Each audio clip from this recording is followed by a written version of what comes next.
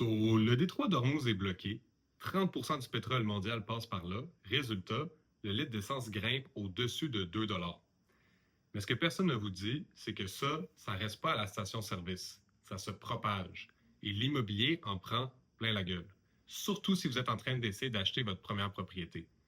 Restez avec moi, je vais vous expliquer exactement comment ça fonctionne, qui est le plus exposé et ce que vous pouvez faire maintenant pour ne pas vous faire dépasser. En passant, si vous voulez rester informé sur le marché immobilier montréalais, avoir accès à des analyses comme celle-là en avant-première, plus des trucs et astuces concrets, j'ai un groupe privé qui s'appelle le Cercle RP. C'est gratuit, c'est dans la description et chaque mois, il y a un tirage pour les membres. Le lien est en dessous. Maintenant, rentrons dans le sujet. Quand l'inflation monte, elle n'en monte pas de manière uniforme. Le coût de la vie augmente, les matériaux de construction augmentent, l'énergie augmente, tout ça, ça se retrouve dans le prix des propriétés. Puis soyons clairs, la situation des détroit d'Ormuz va faire augmenter l'inflation étant donné que le carburant augmente, ce qui affecte toutes les sphères de l'économie. Mais les salaires, eux, n'augmentent pas au même rythme. C'est là que la situation devient inconfortable pour les premiers acheteurs.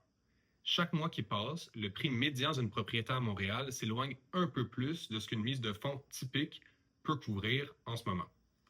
Vous épargnez 1 000 $ par mois et pendant ce temps, la propriété que vous visez a peut-être pris 8 000 $ de valeur.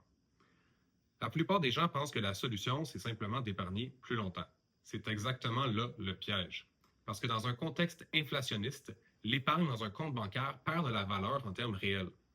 Vous courez après quelque chose qui accélère et en même temps, votre pouvoir d'achat, lui, ralentit.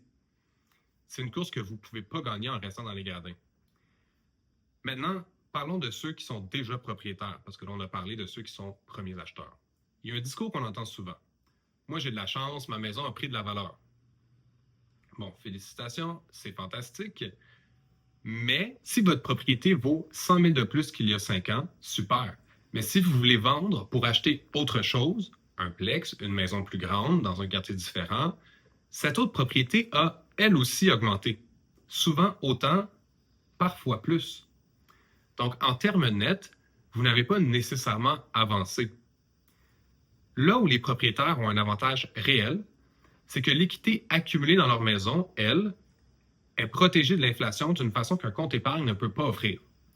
L'argent qui dort à la banque perd de la valeur chaque année, puis plus l'inflation est élevée, plus c'est vrai. L'équité dans un immeuble, elle, suit les prix du marché. Donc, il y a une appréciation de la valeur immobilière, ce qui fait qu'on a plus d'équité dans notre immeuble, en plus qu'on rembourse notre prêt hypothécaire. C'est une nuance importante. Être propriétaire, c'est pas automatiquement profiter de l'inflation, mais c'est se protéger contre elle. C'est pas tout à fait la même chose. Alors, qu'est-ce qu'on fait avec tout ça? Si vous êtes en train d'attendre avant d'acheter, je comprends le réflexe. Le marché est haut, les taux ont bougé, c'est inconfortable. Mais la vraie question à se poser, c'est dans 6 mois, dans 1 an, est-ce que ma position va être meilleure ou moins bonne? Dans un contexte inflationniste, l'attente coûte. Pas toujours, mais souvent. Et le coût de l'attente est rarement visible immédiatement. Il se révèle 2 ou 3 ans plus tard, quand vous réalisez que vous auriez pu entrer sur le marché pour moins cher. Si vous avez un taux variable ou un prêt hypothécaire qui arrive à terme dans les 12 à 18 prochains mois, je vous suggère fortement de parler à un courtier hypothécaire maintenant. Pas quand ça arrive à terme, maintenant. Les stratégies de refinancement puis de conversion de prêts, ça se planifie d'avance. D'ailleurs, si vous voulez une recommandation d'un courtier hypothécaire en qui j'ai pleine confiance puis qui est très fort pour établir des stratégies long terme, selon votre profil, écrivez-moi directement. Mon numéro est dans la description. Et pour les propriétaires qui ont accumulé de l'équité, il y a quelque chose d'intéressant à comprendre ici. L'inflation a fait monter la valeur de votre propriété, et va continuer à le faire.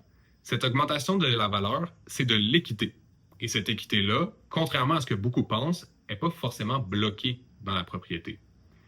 Donc, maintenant, vous comprenez pourquoi l'inflation frappe différemment selon où vous êtes dans votre parcours immobilier et pourquoi attendre peut-être la stratégie la plus coûteuse qui soit dans la condition actuelle. Mais je veux vous laisser sur quelque chose de concret parce qu'il y a une opportunité que peu de gens exploitent dans ce contexte, comme on en a déjà un peu parlé. Si vous êtes déjà propriétaire, l'inflation fait grossir votre équité et cette équité, quand on sait comment y accéder, elle peut devenir un levier pour votre prochain move, que ce soit un investissement, une rénovation ou une acquisition. J'ai d'ailleurs une vidéo qui explique exactement comment l'équité fonctionne en immobilier, comment on y accède et comment s'en servir intelligemment. C'est probablement la chose la plus sous-estimée dans ce contexte-là. La vidéo est juste ici. Je vous invite à la regarder maintenant.